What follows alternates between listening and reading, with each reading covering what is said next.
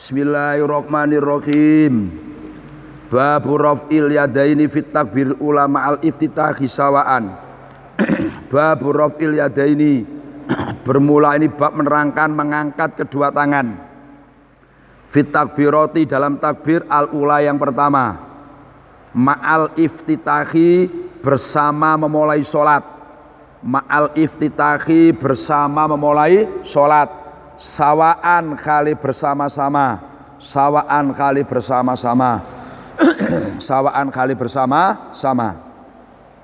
Bab urafil yadaini utawi iki kubab nerangno mengangkat kedua tangan fit takbirati dalam takbir al-ula yang pertama, berarti takbiratul ikram. Ma'al iftitahi bersama memulai sholat sawaan kali bersama-sama. Qala berkata sahabat Imam Bukhari, hadatsana Abdullah ibnu Maslamah an Malikin an Ibni Syihab an Salim ibni Abdillah an Abi dari bapaknya Salim, berarti Abdullah. Maka Salim cucunya Sayyidina Umar. Salim bin Abdullah bin Umar. Jadi Sayyidina Umar termasuk sahabat yang cucunya ini banyak yang perawi hadis. Nah, jadi perawi hadis.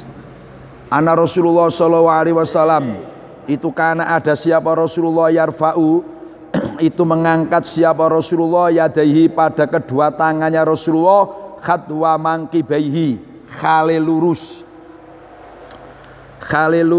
kedua pundaknya Rasulullah idzaftataha apabila memulai siapa Rasulullah as-sholata pada sholat. Yang kedua wa idza kabbaro apabila takbir siapa Rasul ruku'i untuk ruku'.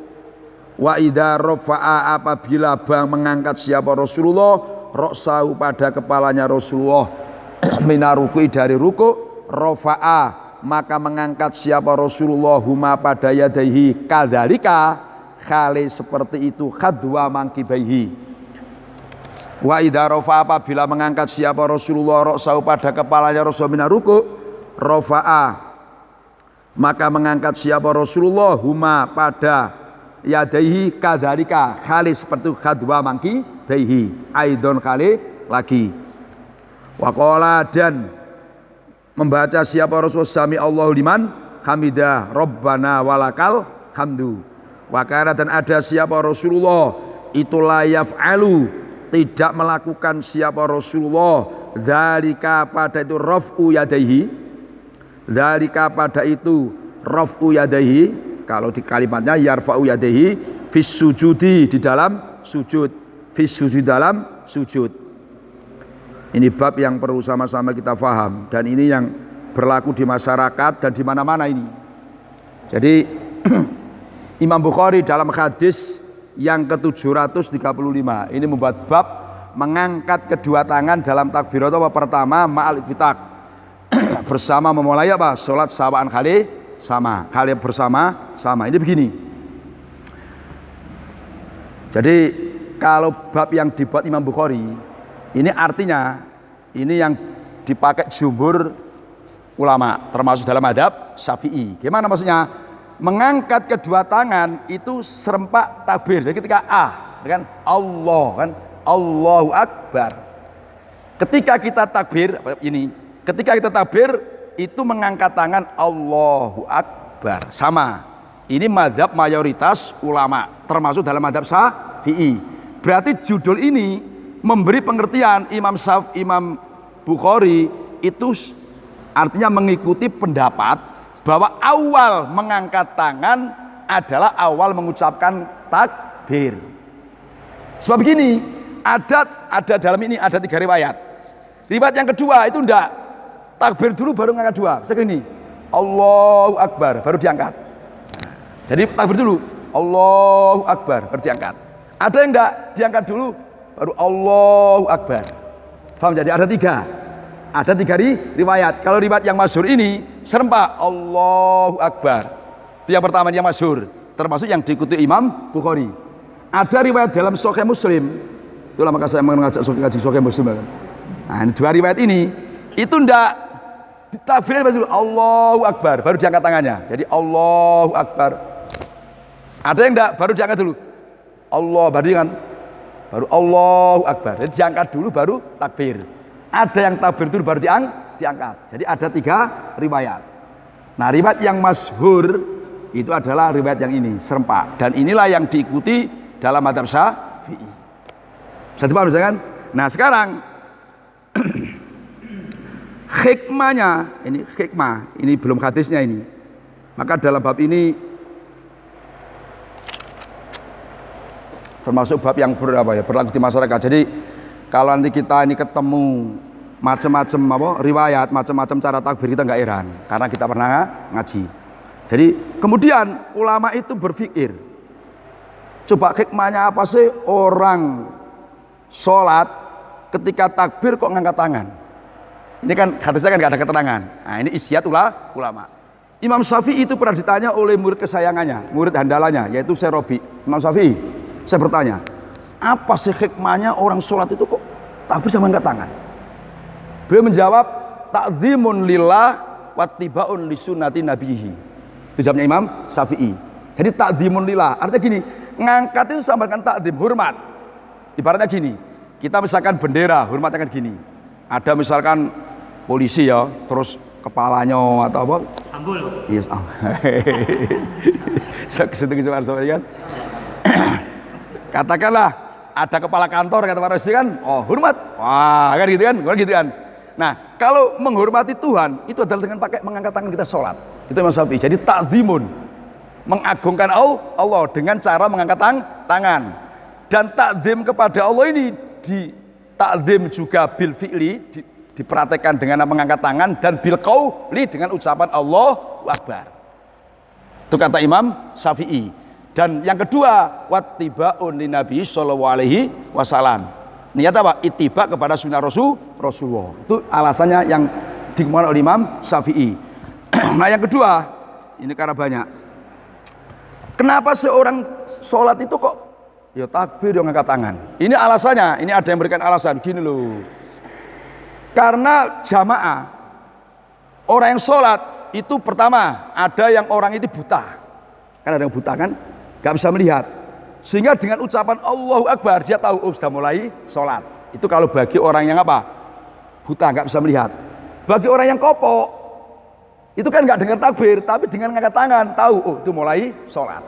Itu hikmahnya orang sholat, di samping dia mengucapkan Allahu Akbar juga apa? Mengangkat tangan. Bisa paham maksudnya kan?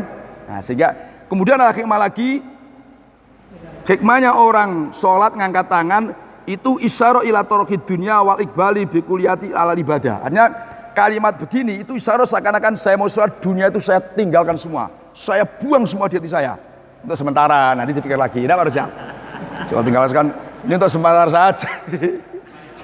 Oh iya, mari kita dihitung meneh. Pas ngitung apa harus orang-orang hutang itu sholat ya sholat dulu, gue hitung meneh. Jadi kalimat ini seakan-akan kita melempar dunia. Nah, kita buang dunia itu kan, kita menghadap kepada Allah dengan sungguh-sungguh, karena semua dunia nota itu kecil, kecil semua, yang besar itu hanya Allah, maka Allahu Akbar. Nah, itu alasan yang ketiga. Kemudian ada lagi yang mengatakan kenapa saya angkat tangan itu isyarah ilal istiqdol lima dakhala fi minal ibadah wal munajat. Itu sama dengan yang di alasan tadi, mengagungkan kan nilai-nilai ibadah. Jadi seakan-akan yang lain sudah singkirkan semua, kita mau munajat kepada Allah. Ada yang mengatakan isyarah ila rafil hijab bainal abdi wa rabbi. Jadi kalimat gini nyingkap hijab antara hamba dan Allah. Jadi ketika takbir itu pokoknya kita ini munajat kepada Allah, menghadap kepada Allah, hijabnya sudah kita buka. Ibaratnya kelambu kita singkap. Nah, kita singkap. Nah, kata Sayyidina Umar, raf'ul yadaini min zinati sholat. Termasuk mengangkat tangan waktu sholat itu adalah perhiasan sholat. Maka ada orang sholat nggak mau ngangkat, kata Ibnu Umar, itu sholat gak indah, gak bagus. Cuma misalkan Allahu Akbar, gitu tidak bagus. Sama Allah liman kami ngangkat aja nggak mau, kan tidak indah kan? Karena mengangkat tangan itu kata Ibnu Umar adalah keindahan sholat. Nah, ada yang mengatakan Uqbah bin Amir, ngangkat tangan ini kan jari-jari 10. Itu mendapatkan 10 kebaikan karena satu jari-jari itu satu. Coba Allah. Nah, ini satu kali 10 jari-jari berapa? 10. Makanya jangan malas-malas kita ngangkat apa? Tangan. Nah, dari sekian pendapat Ini menurut Syekh Utsaimin. Nah, ini orang Wahabi ini kan. Syekh Utsaimin ini mulai ini kan. Syekh Utsaimin gini, dari sekian pendapat, itu menurut saya kata Syekh Utsaimin itu pembesar orang Wahabi. Itu saya yang paling cocok, paling setuju itu pada Imam Syafi'i. Dia kan kalau logis seperti kan tidak mau. Orang-orang Wahabi itu kan tidak mau kan. Kalau ada takdzimun lillah itu kan, oh mantap, patiba'un li sunnati nabi ihi.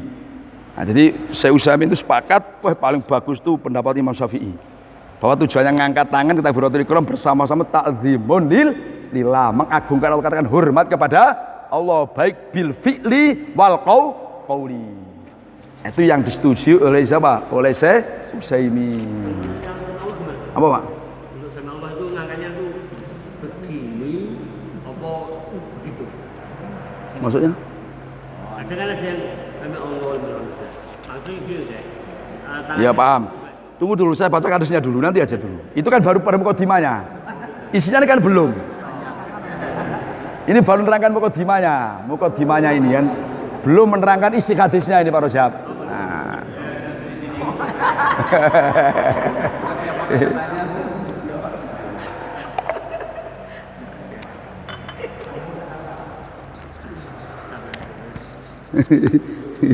Pak Rojab ini semangat nih ya Pak Rojab ini.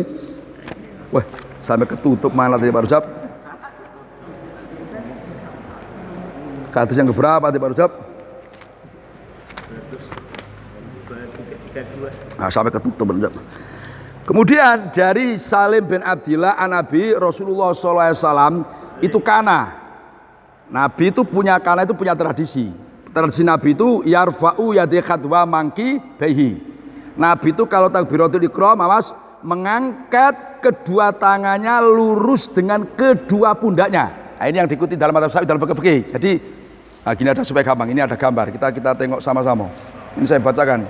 Kalau ada gambar kan enak. Jadi ngangkat tangan itu ada empat model dalam riwayat hadis. Satu dalam hadis ini mengangkat kedua tangan lurus apa? Lurus mangki behi. Jadi ini yang nomor ini, yang ini lurus seperti ini, lurus seperti ini. Ya, seperti gambar seperti ini. Jadi gini, lurus. Nah, lurus seperti ini. Iya, nah, lurus. Pokoknya lurus seperti ini. Itu ada riwayat seperti dalam hadis ini, dalam riwayat Imam Bukhari. Riwayat yang lain itu ada yang lurus dada begini. Allahu Akbar. Gini ada Allahu Akbar, Saudara. Nah, ini jadi jangan tamat semano dari gini Allahu Akbar. Ada riwayat yang ketiga itu lurus pundak, Allahu Akbar. Kayak ini nomor 4 ini, ada yang balik gini. Jadi tamat nih kan? Yang ini. Nah, lurus pundak gini. Ada kayak gitu. Ini semua ada riwayatnya. Ada yang terakhir riwayat itu di atasnya, bukan tapi di atas segini. Di atas. Di atasnya ini. Wow. Nah, lurus kepala. Jadi jangan heran kalau ada yang Allahu Akbar. Ada yang Allahu Akbar. Semua ada riwayat. Nah, ada semua. Mengangkat tangan saja. Gimana? Tidak mengangkat tangan saja. Ya ada. Wong saya itu ketika kemarin haji itu ada ketemu orang itu enggak ada takbir apa enggak ada angkat tangan. Allahu Akbar angkat tangan. Gini aja juga tidak, biasa saja. Sampai terakhir gini aja tangannya. Ada yang model seperti itu. Dan ini kita ketemuan model seperti ini, maaf, ketika kita ini sedang umroh atau haji, itu kan kumpul banyak orang kan. Jadi akan kita ketemukan yang model seperti ini. Maka jangan lihat Allahu Akbar gaya begini kan. Allahu Akbar, sikap adanya Allahu Akbar. Ada yang kita bisa Allahu Akbar, ada yang di atas Allahu Akbar. Nah, di atasnya ini kan. Jadi ada 4 riwayat. Yang tinggi lagi ada. Apa? Allahu Akbar. Oh, yang kayak gitu enggak ada riwayatnya kan. Apalagi Allahu Akbar itu malah enggak ada. Kalau itu riwayat Abu Hurairah. Nah, jadi 4 model takbiratul ihram idza kabara li ruku'. Nah, tadi kan idza tataka di salat yang pertama. Yang kedua idza kabara li ruku', takbir mau ruku', Allahu Akbar. Nah, yang ketiga wa idza rafa'a ra'sahu min ruku', bangun dari ruku'. 3. Nah, yang keempat nanti ketika bangun, nanti di belakang ada keterangan ketika habis tasahud awal. Nanti ada hadisnya di belakang ini kan, ketika tasahud awal. Jadi ngangkat tangan ini itu hanya pada 4 tempat. 1 ketika takbiratul ihram, 2 ini ketika ruku, yang ketiga bangun dari ruku, yang keempat ini dari tasahud awal. Nah, ada 4 riwayat, ada 4. Bisa dipahami kan? Nabi mengatakan sami Allahu liman hamidah rabbana walakal hamdu. Wa kana yaf'alu dzalika fi sujud. Nah, ini kan Nabi tidak mengangkat kedua tangannya fi sujud di dalam waktu apa? Sujud. Artinya bangun dari sujud itu tidak ada. Ya Allahu Akbar, cuman tidak mengangkat tangan. Kalau mengangkat tangan juga hukumnya apa? Gimana? Kalau mengangkat tangan setelah sujud, diri itu hukumnya seperti apa? Jadi gini, ada nanti ulama itu gini, yang pokoknya setiap takbir yang mengangkat tangan, ada yang begitu. Ada yang enggak, hanya 4 ini saja. Jadi memang khilaf. Cuman ya memang qaul yang masyhur ya hanya 4 tempat ini. Cuman ada sebagian ulama yang mengatakan setiap habis bangun ada takbir yang angkat tangan. Memang ada yang pendapat seperti itu. Cuman itu qaul yang dhaif. Yang artinya yang lemah, tidak kuat gitu kan.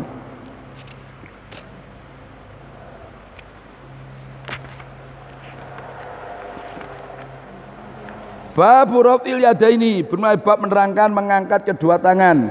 Idza kabbaro, apabila membaca takbir siapa musolli, wa idza raka'a, apabila rukuk siapa musolli, wa idza rafa'a, apabila bangun.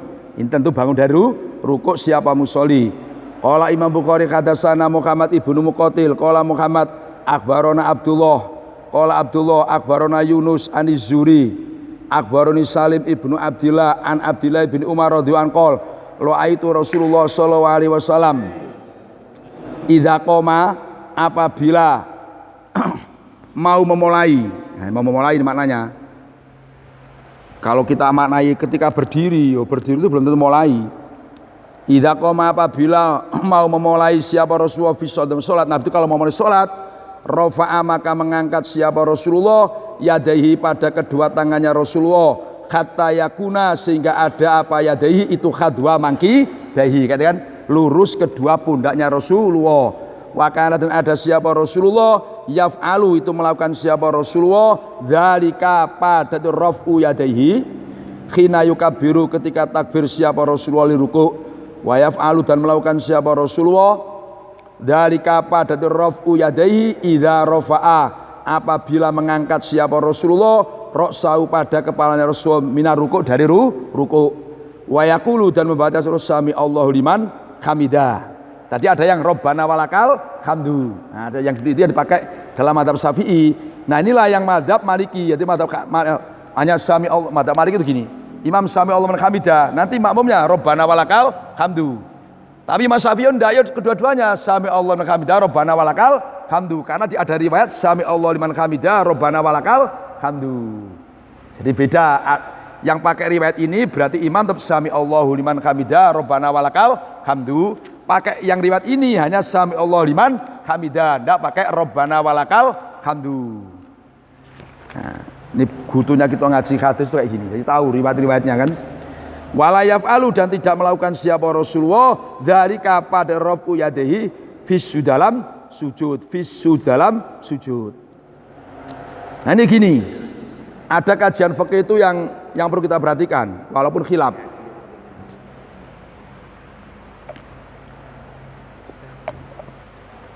Ada khilaf di fikih itu begini. Ini sama-sama kita pahami karena terjadi di masyarakat. Dalam mazhab Syafi'i ya, orang sholat 3 gerakan berturut-turut batal, ya kan? Nah, mengenai takbir, ini takbir, coba gini. Kadang-kadang gini kan, misalkan sholat, Allahu Akbar. Nah, ketika ini ngangkat, ini juga, ini ada yang mengatakan batal karena ini gerak jatuh 2, ini kepalanya gerak, sehingga 3 gerakan. Ada yang enggak, alasannya karena gerakan yang tangan ini itu kan gerakan dianjurkan, gerakan yang disunatkan, sehingga tidak dikatakan dihitung. Yang dihitung hanya kepalanya saja. Makanya bagusnya orang sholat sebelum takbir, pandangan mata ini ke arah sujud baru takbir, Allahu Akbar. Jadi aman, keluar dari khilaf. Tapi kalau pandangan ke satu, Allahu Akbar. Nah, ini serempak turun, kepalanya serempak dingkluk. Berarti kan gerakannya 3, nah ini yang dikhawatirkan. Untuk al-khuruj minal khilaf. Bisa dipaham maksudnya kan? Nah kan, itu kan bahaya karena ada yang mengatakan itu batal. Karena gerakannya tangan dihitung 2, terus kepala ikut dingkluk. Maka sayugjanya untuk keluar dari khilaf kan sebelumnya takbir pandangan ke arah mana? Ke arah tempat sujud terus takbir Allahu Akbar. Di aman. Saya paham maksudnya kan?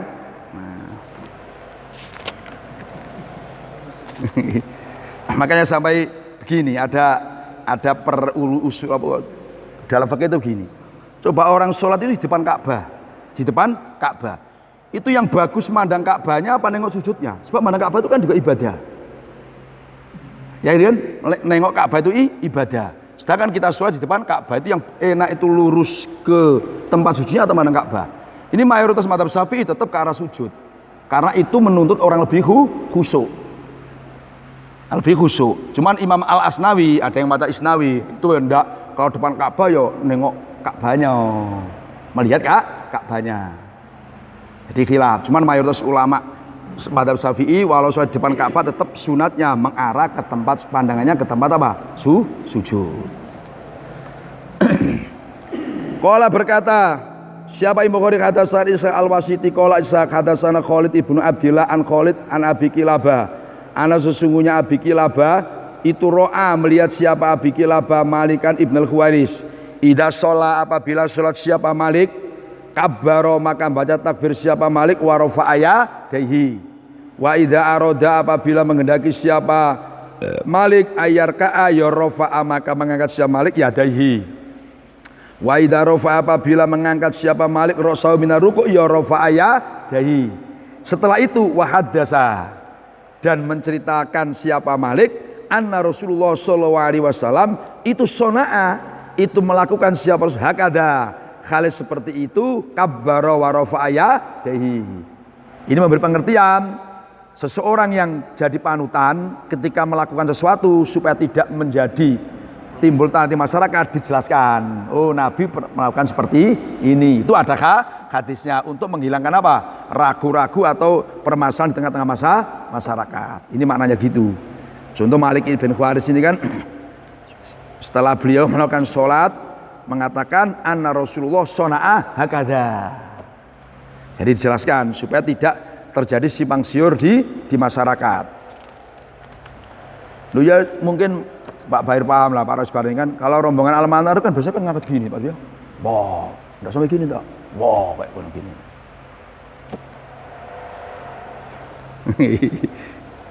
Pertanyaan saya belum sampai. Apa? Pertanyaan saya sih. Yang mana? Pasal Allah melamda. Nah ini nih. Ila aina. Ini ila aina kan? Babu ila aina yarfa'u yadayhi itu. Kan adanya Pak. Belum. Enggak, ini kan sudah sekarang kan hadisnya ila babu ila aina. Sekarang kan ini. Ya ini pertanyaan sampai ini jawabannya ini. Iya. Wah. Baru mau dia. Sabar dulu Pak Roman.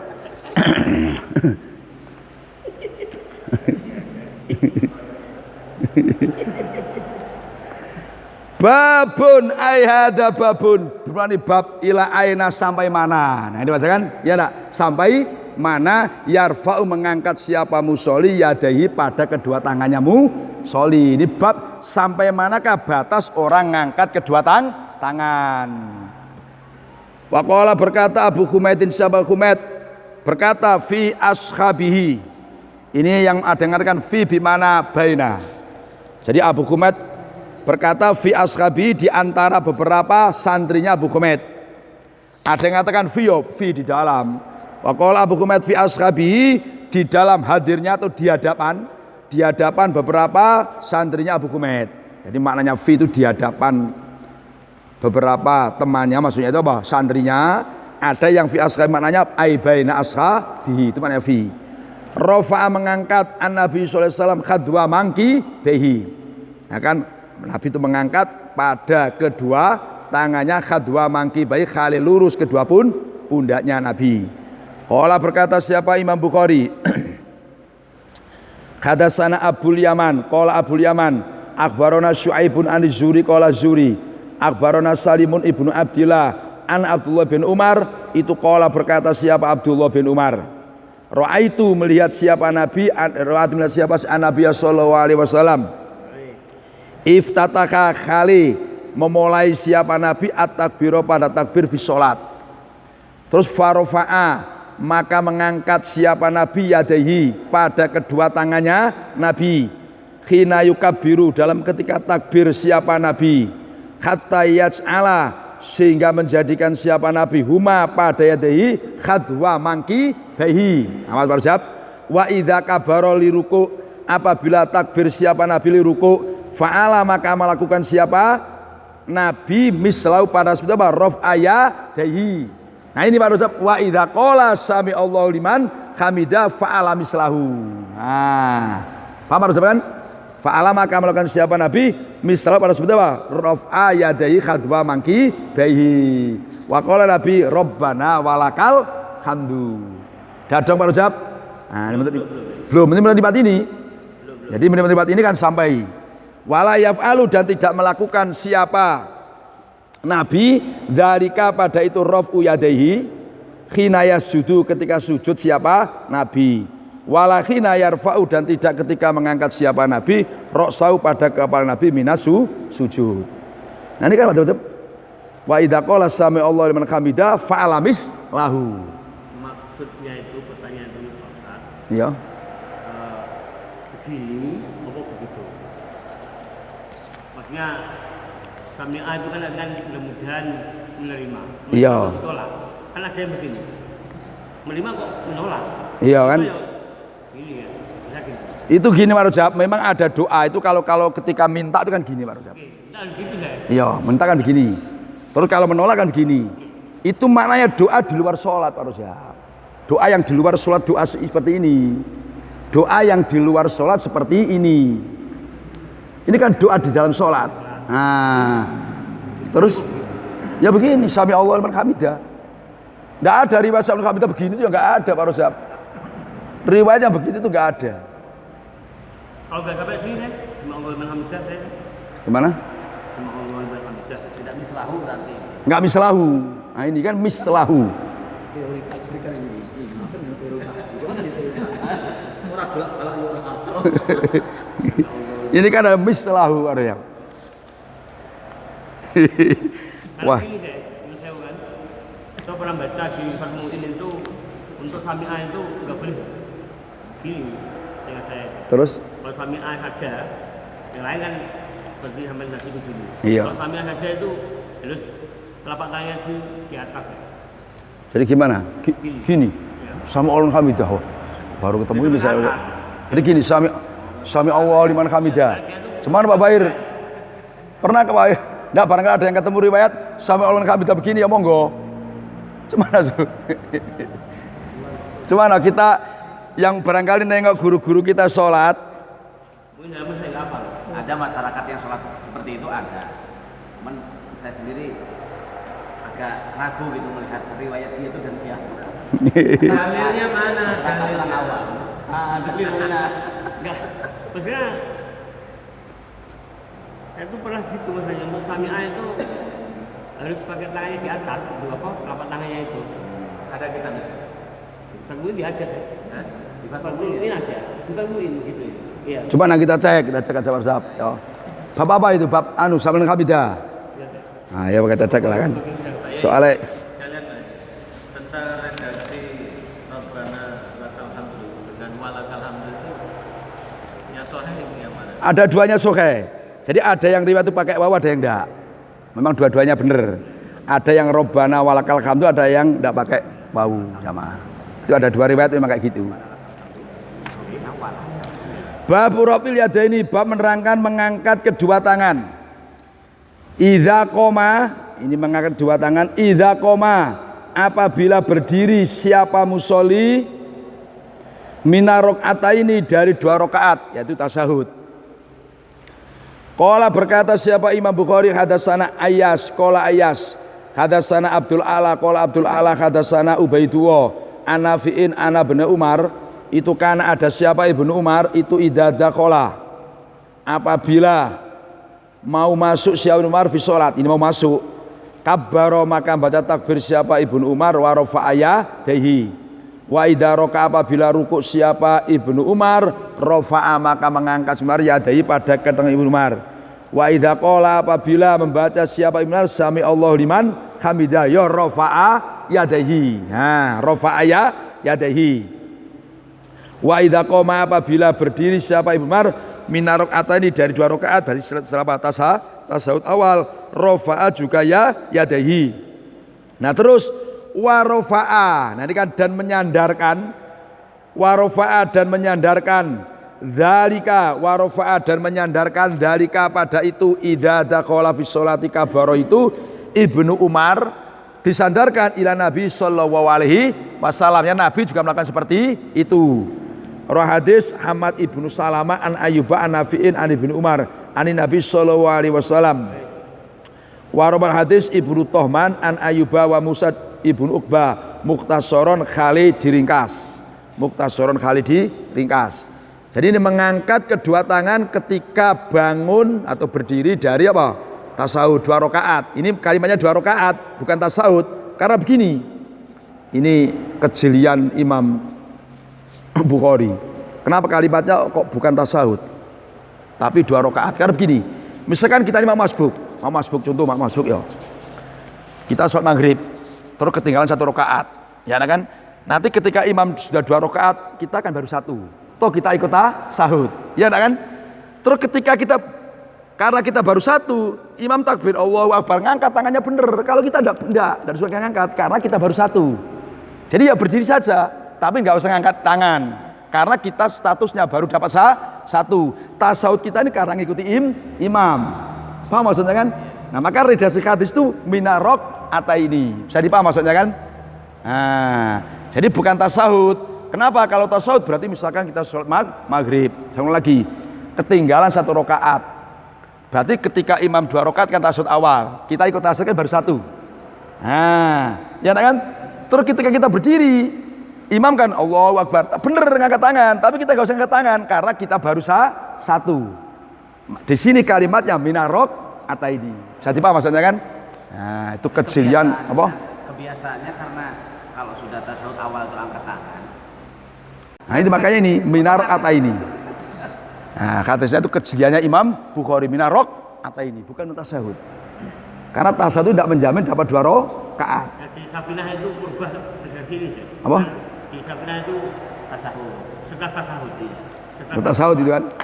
Ya itu untuk memudahkan itu saja kan. Nah, memudahkan itu saja. Karena yang tentu kan ilmu itu disampaikan pada sesuai dengan kondisinya kan anak-anak kan. Ini kan sudah dewasa berpola dan cara berpikirnya kan sudah maju. Sehingga sama orang Hamidah tadi kan, wah ini repot juga ini. Nanti kita cari itu kan.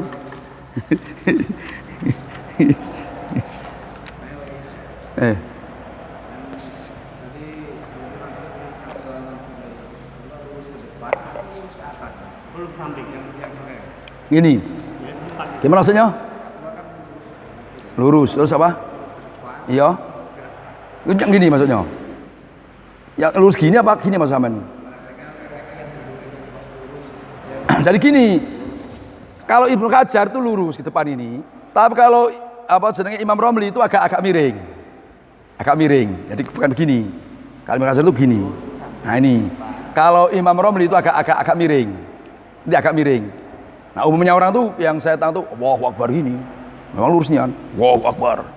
Nah, pokoknya siap siaga lah pokoknya kan, Allahu Akbar.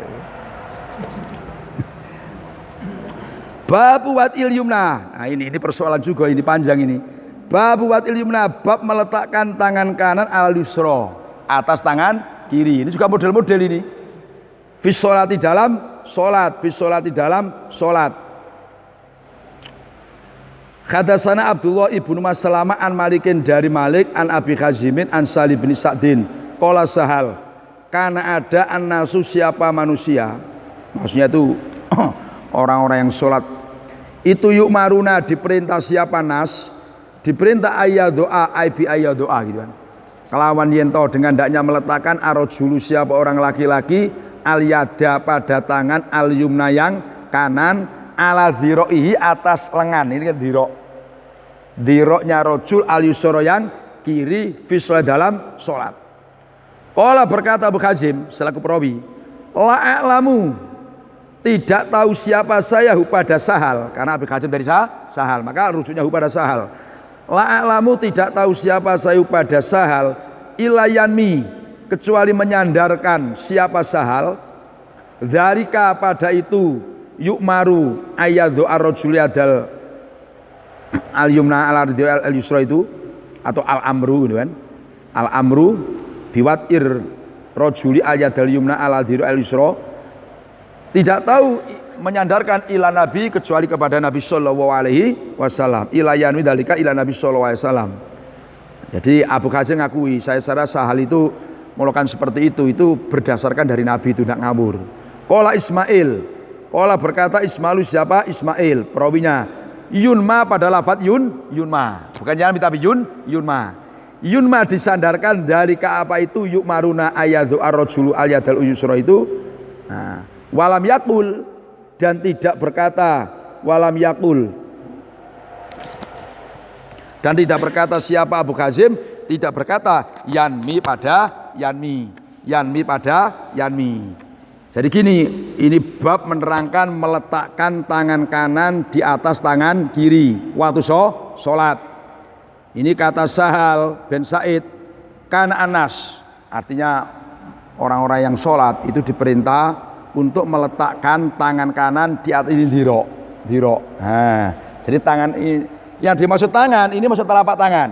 Jadi bahasa tangan itu maksud telapak tangan. Ini kan juga tangan juga. Maksud telapak tangan ini kan dirok diletakkan begini. Nah, diletakkan ini dirok diletakkan. Cuma nanti meletakkannya ini di mana ini yang dipanjang? Ini kan ada yang letakkan di sini, ya kan? Ada yang agak mengkreng gini, kan? Ada yang di bawah pusar, ada yang di atas pusar. Cuman meletakkannya ini yang rawi berbeda-beda. Cuma yang jelas Nabi itu merintah letakkan telapak tangan ini dirok. Nah, diletakkan. Cuman ini nanti diletakkan di mananya itu loh. Nah, itu yang nanti riwayatnya berbeda-beda. Siapa maksudnya kan? Riwayatnya berbeda-beda. Nah, ini saya temukan ini supaya gampang aja. Ini Pak Rojab. Nah, ada meletakkannya ini macam 4 seperti ini, macam 4. Ada bisa tengok kan? Cara meletakkan tangan itu sholat. Bisa tengok kan? Nah, ada 4. Ada yang ini diletakkan pada dada. Ada yang di atas dada. Ada yang di atas pusar. Ada yang di bawah pusar. Jadi ada 4 macam. Semua itu ada riwayat yang sahih dari Nabi. Nah, ada riwayat yang sahih dari Nabi. Itu cara meletakkan tangan. Coba gambar ini. Nah, ini cara beda-beda cara meletakkan tangan. Yang jelas diperintahkan meletakkan tangan. Nah, cuman letaknya di mana itu yang riwayatnya berbeda-beda. Ada yang di atas dada, ada yang pas dada, ada yang di atas pusar, ada yang di bawah pusar. Jadi pusar itu guru yang hamil. Apa? Guru yang hamil. Yang enggak ada. Enggak ada bahasa hamil, enggak itu enggak ada. Ya gendut kan? Gini. Oh, yang perutnya ada ini. Kalau yang ya enggak.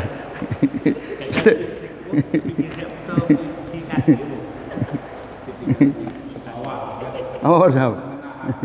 Ayo karena kan gede dia. Jangan bulan-bulan mau kan gede kan ini juga berpahala kan silakan ini. Yang jelas pokoknya diletakkan itu aja. Yang dilarang itu kan mengkerik. Oh, ini yang enggak boleh itu Pak Rojab.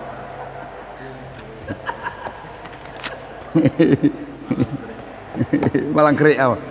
Babul khusu'i, bab menerangkan khusyuk fi sholati dalam sholat. Qala berkata Bukhari hadatsana Ismail, qala Ismail hadatsani Malikun an Abi Zinad anil A'raj an Abi Hurairah anna Rasulullah sallallahu alaihi wasallam. Itu qala bersabda siapa Nabi, hal tarona qiblati. Hal tarona, adakah menyangka siapa kamu semua? Hal tarona, adakah menyangka siapa kamu semua pada pandangan saya? Gimana? Hal tarona, adakah menyangka siapa kamu semua pada pandangan saya? Qiblati, pada arah qiblat, hauna, di dalam sini saja. Hal tarona, adakah menyangka siapa kamu semua pada pandangan saya? Dibuang maf'ulnya yang pertama. Qiblati, pada arah qiblat, hauna, di dalam sini saja. Wallahi, demi Allah, mayakfa tidak samar alayya atas saya ruku'ukum apa rukuk kamu semua, wala khusyu'ukum dan tidak khusyuk kamu semua. Wa ini sungguhnya saya itulah aro, sungguh melihat siapa saya kum pada kamu semua, waro ahdori di dalam belakang punggung saya, waro ahdori di dalam belakang apa? Punggung saya, waro ahdori dalam belakang punggung saya. Ini bab khusyuk fi sholat, khusyuk fi sholat. Jadi gini, khusyuk itu ada fil qalbi, ada khusyuk itu bil jawareh. Jadi kita paham definisi khusyuk dulu.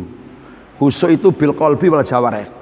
Jadi khusyuk bil qalbi itu gini, kalau bahasa kita Fathul Mu'in Pak Rajab, itu alla yughdira fihi ghairu ma huwa fi. Alla yughdira hendaknya tidak menghadirkan siapa musolli fi dalam hatinya, fi dalam hatinya maksudnya kan ghairu ma pada selain barang huwa yang bermula musolli itu fi dalama. Artinya serius. Jadi khusyuk itu kalau bahasa Fathul Mu'in itu serius apa yang dihadapi. Dan demikian sholat ya serius menghadapi sholat ini. Enggak mikir enggak mikir apa Rajab? Harga BBM naik, enggak dipikir. Enggak mikir. Itu namanya khusyuk bil qalbi. Jadi serius apa yang dihadapi. Kalau bahasa Sayyidina Ali Akbil ala Sa'nik. Terus khusyuk itu bijawarihi, artinya apa? Anggotanya tenang. Enggak, karena ada orang sholat itu mungkin kalau kiai enggak, kalau guru ya enggak, mungkin santri ada sholat. Karena suatu sambil perlu diajak ngaji Sahih Bukhari ini Pak, pengertian khusyuk itu gimana? Jadi khusyuk di dalam khusyuk bil qalbi bil jawareh. Bil qalbi alla yughdira fihi, tidak menghadirkan di hatinya ghairu ma huwa fihi. Artinya serius dengan yang dihadapi. Terus khusyuk bil jawareh, anggota tubuhnya tenang. Tidak kayak tadi nyamuk tidak, itu tidak khusyuk itu. Tidak khusyuk. Itu namanya apa? Namanya tidak khusyuk itu Pak Rajab.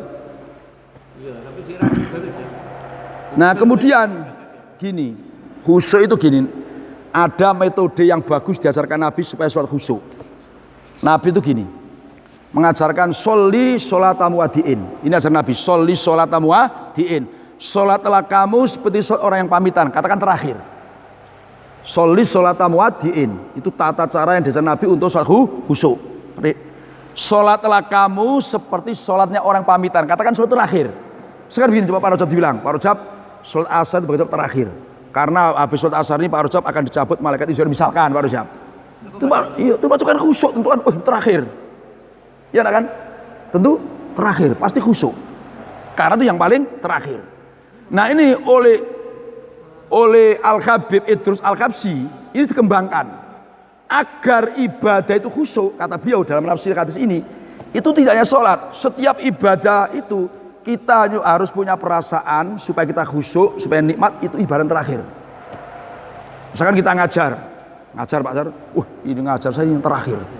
Itu mesti tenanan, karena besok saya mau mati, misalkan begitu kan, itu mesti tenanan Pak Ustaz.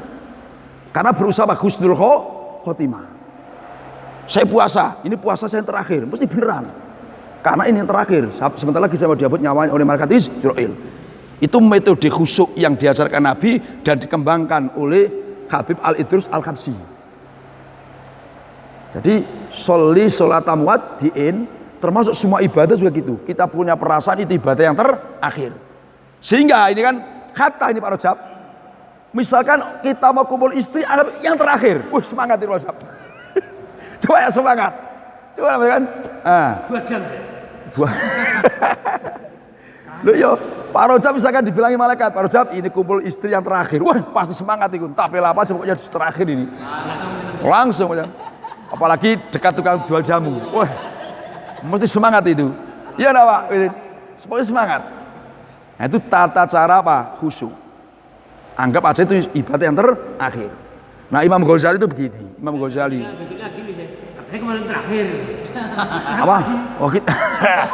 Nah, yo gini, wah. Tuhan itu masih sayang, ngasih ketepatan saya. Jangan, ini yang terakhir lagi. Jadi terus itu Pak Rajab. Pokoknya setiap ibadah kayak itu terus. Walaupun kenyataannya nggak terakhir gitu kan. Wah gawat ini. Lama-lama, woi malaikat yang bohongi saya gitu.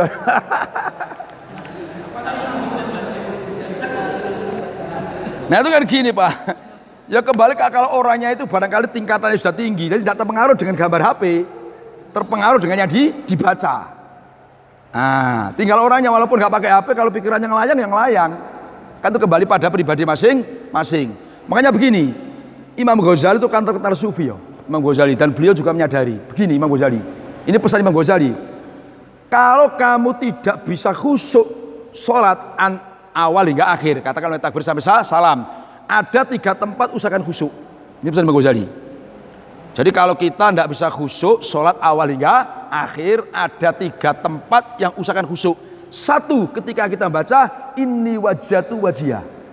Ini sungguh saya wajah itu menghadapkan siapa? Saya wajib pada diri Allah, aku menghadapkan diriku kepada engkau. Usahakan khusyuk ketika baca itu.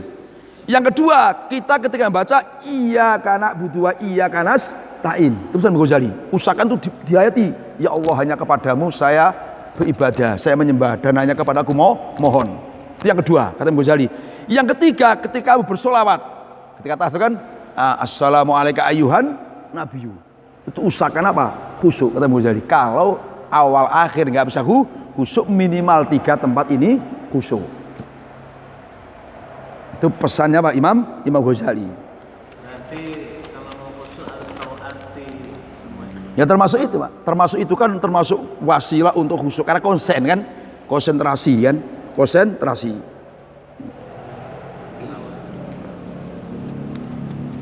Kalau menurut Abu Bakar Al-Wasiti itu begini, khusyuk itu ya ini mungkin bisa ini kan, khusyuk itu adalah as-sholatu alal khulus min ghairi iwad. Pokoknya kita sholat lillahi ta'ala, nggak ada ingin surga, nggak ada ingin pahala, itu sudah khusyuk.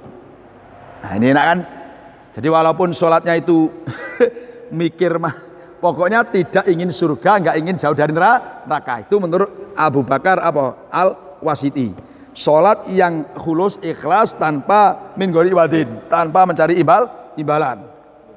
Nah, pokoknya tidak imbalan. Nah, kata kota tidak khusyuk itu gampang. Khusyuk itu wad'ul yumna ala simal fi sholat. Nah, tangannya diletakkan, tangan kanan dengan tangan kiri. Itu kata khusyuk. Gampang menurut kota dia. Berarti kalau orang sholat tidak meletakkan tangannya berarti tidak khusyuk. Itu versi kota dia. Ini orang besar-besar semua ini kan. Ini orang besar-besar semua.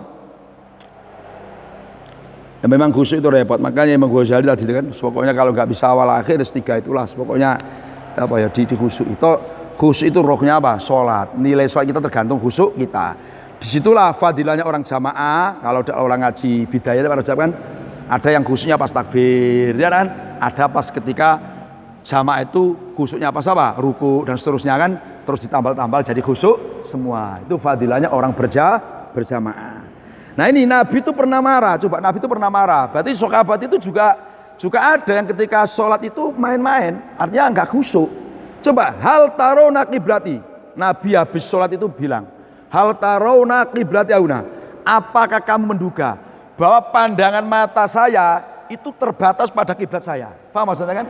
Saya tidak tahu ke belakang gitu, sehingga kamu ketika ruku, ketika sujud, kamu senaya sendiri. Itu maknanya gitu. Hal tarona qiblati. Apa kamu semua menyangka bahwa pandangan saya itu hanya tertuju pada kiblat sana, sehingga kamu sholatnya main. Terus Nabi sumpah, wallahi demi Allah. Nah, wallahi demi Allah. Ini ingin meyakinkan sahabat. Demi Allah, mayak fa'alaya ruku'ukum wala khusyu'ukum. Tidak samar bagi saya rukuk kamu, khusyuk kamu. Kamu khusyuk atau tidak, rukuk kamu ini khusyuk apa tidak, main-main apa tidak, nggak samar bagi saya. Hanya saya tahu. Ini berarti sahabat itu zaman itu juga sholatnya ada yang makanya kalau ada santri yang barangkali sahabat itu zaman Nabi, nah kan ngono ya. Ini sahabat itu, apalagi kelas santri Sumatera ya apa gitu. Nah ini jadi untuk luar biasa ini kan. Nabi marah, wa inni la arakum waradori. Aku ini bisa melihat kamu waradori.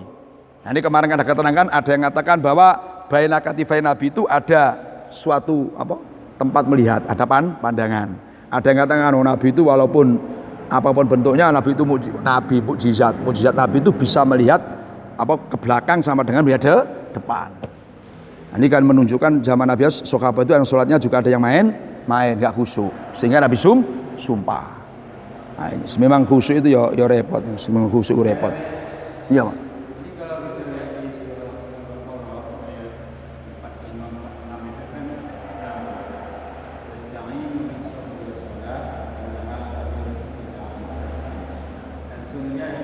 Alladzina yadununa annahum mulaqu rabbihim wa annahum ilaihi raji'un. Nah, ya, jadi gini, ya benar tadi salat itu kan wa innaha lakabiratun ila alal khoshiin. Siapa orang yang khusyuk itu kan alladzina yadununa, orang-orang yang punya keyakinan annahum mulaqu rabbihim. Nah, jadi kita ini kalau punya keyakinan kuat, kami akan bertemu dengan Tuhan kami, pasti khusyuk. Ini seakan-akan kita bayangkan kita bakal mati, bakal ketemu Tuhan. Yang kedua, wa inna ilaihi itu, kan?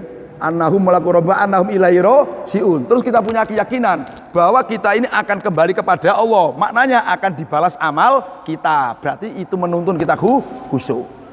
Itu namanya kalau bahasa orang ngaji tafsir namanya tafsir ayat bil ayat. Nah, itu cara metode khusyuk gimana? Wa innaha lakabiratun ila alal khoshiin alladzina yadhunnuna, itu maknanya ayat-ayat kunna annahum mulaqu rabbihim, mereka akan ketemu dengan Tuhannya, berarti kan orang mati. Wa annahum ilaihi raji'un, mereka akan kembali kepada Tuhannya, maknanya akan dibalas amalnya. Nah, jadi termasuk khusyuk yang dalam Al-Qur'an tadi seperti beliau tadi kan, itu metodenya tadi kita yakin kita ini akan ketemu Tuhan.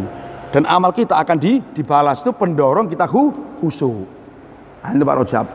Nah, ini yang sulit kan, bagaimanakah orang yang urusannya banyak, urusan sekolah iya, dagang iya, tani iya, ternak iya, ya Pak Rojab. Maksudnya kan semuanya kan. Apalagi kayak para itu kan, wih, sapa wae pokoknya kan, pernikahan iya, tani iya, toko apa pupuk Pak Rojab. Semua diayai. Ini sholatnya khusyuk itu, wah itu kalau nggak imannya tebel susah itu kan, karena banyak yang masuk di pikirannya ya kan. Uang gaji masuk, uang seseran masuk, ya Pak Rois.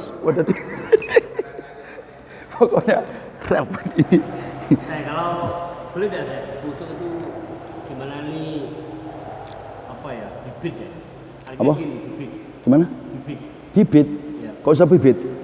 Sholat itu butuh khusyuk. Khusyuk itu kan kita nggak bisa seluruhnya. Terus? Ya sedikit dari sekian menit kita sholat kan. Ya bibit aja, bibit itu ya kecil, kemudian gampang dibawa gitu. Piye cara pemahaman iki piye ya? Khusyuk itu bibit iki piye cara pemahaman iki piye? Penalaran nih. Bibit itu kan sayur kan kecil ya. Iya. Kalau bibit lebih gede aja. Jadi kecil itu bibit, khusyuk itu bibit. Artinya bibit itu ya modal untuk kita ketemu sama Allah itu bibit itu. Kita sawut gitu itu. Iya kita. Iya kita itu karena nggak bisa seluruhnya khusyuk ya. Itu merupakan bibit aja. Bibit nggak perlu semuanya. Gitu. Makanya tadi Imam Ghazali kan pesan kalau nggak semuanya 3 itu minimal diusahakan. Ketika kita ini wajhatu wajhiya, ya Allah aku hadapkan diri saya. Nah, itu kan biar mantep. Yang kedua ketika kita baca iya karena butuh iya karena ta'in hanya kepadamu ya Allah. Kalau sudah hanya kepadamu itu kan tetap menuntut kita ini khusyuk. Nah, ya kan? Ketika baca as-sholat apa? Ya. Iya. Yang ketiga tadi kan ayuhan nabiyyu assalamu alayka ayuhan nabiyyu. Ketika assalamu alayka ayuhan nabiyyu. Wah, itu khusyuk. Ini mengucapkan salam Nabi tapi hatinya morat-marit. Gimana? Untuk yang di hadis ini, iya. ini berarti khusyuk dalam arti hati dan juga kerjaan ketika rukun. Iya. Iya. Masalahnya kan seandainya khusyuk dalam arti yang di dalam hati, kan nggak ada yang tahu ya. Iya. Kita juga kalau sholat mungkin bisa jadi cuma ketika ketika takbir aja, ketika niat aja khusyuk. Iya. Bisa jadi. Iya, kan? bisa jadi. Kan ya insya Allah. Iya. Apalagi dilihat orang kan ya. Gitu. Sama ya banyak serius soalnya. Iya. Nah jadi termasuk yang kena marah nggak seandainya tidak khusyuk hati aja. Jadi khusyuk itu kan ada 2 bil qalbi serius, kemudian bil jawareh. Jadi dua-dua ini artinya ban luar dalamnya khusyuk. Nah itu yang nilainya mantap. Cuman kan ada yang separuh-separuh, ada yang khusyuk dohirnya saja, hatinya tidak. Kan itu kan? Al-Wasiti. Cuman yang biasanya orang tuh kan gini, biasanya kalau hatinya khusyuk ya luarnya khusyuk. Jarang orang hatinya khusyuk terus luarnya morat marit itu saya rasa ya sulit lah kan. Nah, karena dohir apa batin itu kan bisa melahirkan dohir, bisa melahirkan gerakan dohir. Nah, Qala Imam Bukhari hadatsana Muhammad ibnu Basar, qala Muhammad hadatsana Gundar, qala Gundar hadatsana Subah, qala Subah samitu Qatadah an Anas Malik an Nabi sallallahu alaihi wasallam. Qala berkata siapa Nabi, aqimu menyempurnakanlah kamu semua. Itu maknanya aqim itu maksudnya menyempurnakan. Aqimu menyempurnakanlah kamu semua ar-ruku pada ruku was sujud dan sujud. Fa wallahi maka demi Allah ini sesungguhnya saya itulah ero sungguh melihat siapa saya kum pada kamu semua mimba'di dari belakang saya, mimba'di dari belakang saya, warubama kola dan terkadang mengucapkan siapa Nabi mindori pada lafaz mimba'di dori dari belakang punggung saya, di mana belakang. Idza rakatum apabila rukuk siapa kamu semua, idza wasajatum. Jadi Nabi pesen kowe nek ruku, sahabat sujud iku aja taltul sempurnakan. Demi Allah, aku ini melihat mimba'di dari belakang saya. Ini ada gini. Ada yang muhadis itu menafsir gini, mimba'di itu setelah saya. Kan berarti kan setelah saya. Ini memberi pengertian bahwa setelah wafatnya Nabi itu tahu apa yang kita lakukan. Nah, itu maknanya gitu. Jadi seperti kita ngaji, kita jamaah, Nabi itu tahu. Maka benar bahwa amal umat Rasulullah itu juga ditunjukkan kepada Nabi. Ya Muhammad, ini amalnya umat kamu namanya Rajab. Ini pagi-pagi sudah berangkat ke sekolah, terus ke toko macam-macam. Semua ada Rajab. Wah ini Pak Sodikin, ini udah ke perkebunan, seterusnya ini semua. Nah, itu maksudnya mimba'di. Ada yang merasa seperti itu. Terus disangkal, ya ndak, ba'di itu maknanya dori. Buktinya warubama kola mimba'di dori. Artinya ba'di maknanya maknanya apa? Di belakangnya punggung saya.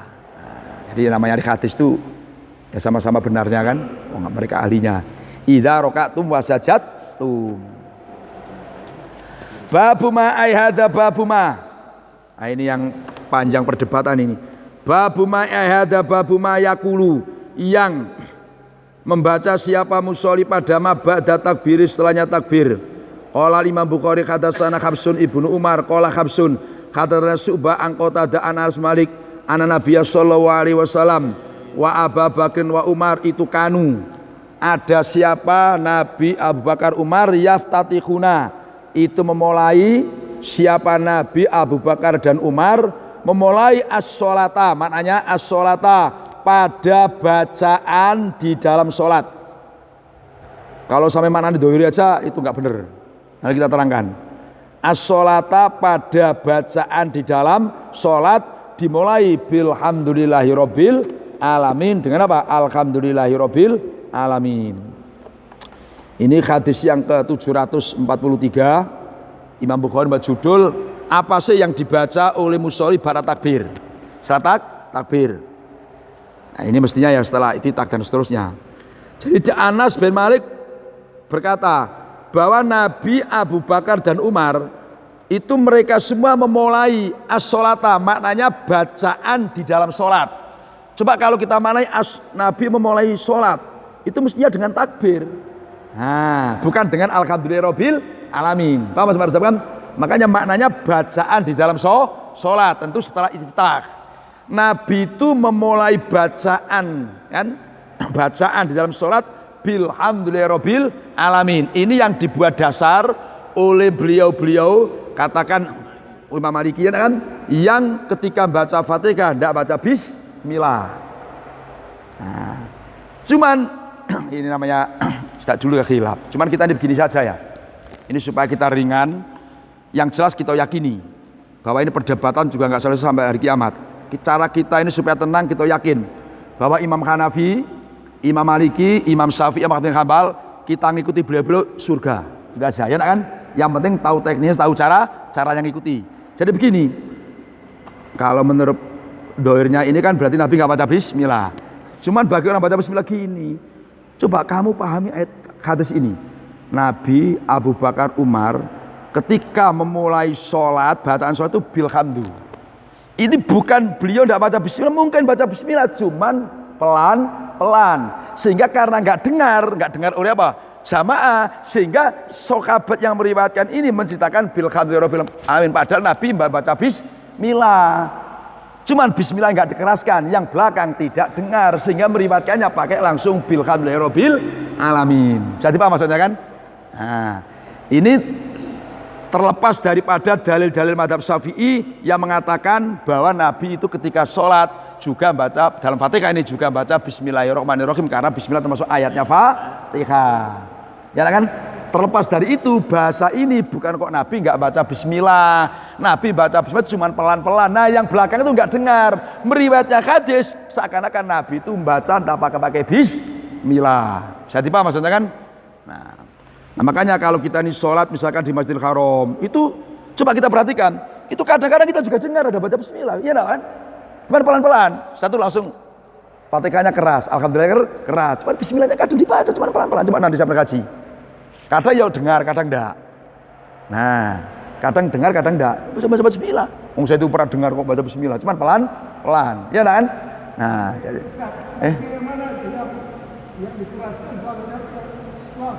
gimana Pak?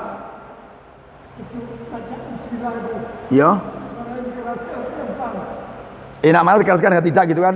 Jadi gini Pak, ini jadi muraatul khilaf, menjaga khilaf itu lebih afdol. Artinya lebih bagus dikeraskan. Karena apa? Dengan dikeraskan itu insya Allah yang lain, apalagi umumnya kita ini kan mazhab Syafi'i, itu kan menghilangkan keraguan. Jadi lingkungan kita kan mazhab Syafi'i, sebaiknya dikeraskan untuk menghilangkan keraguan makmum.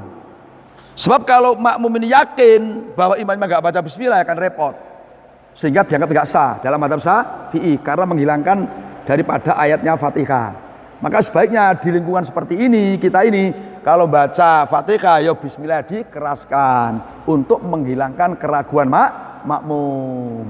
Paham maksudnya kan? Nah, kan supaya orang tenang. Oh berarti ternyata baca Bismillah. Jadi ya tadi kita yakinilah ikut madhab siapa saja boleh, yang penting tahu caranya, kita tahu ilmunya, dan kita yakini ikut beliau-beliau insya Allah min ahlil jannah.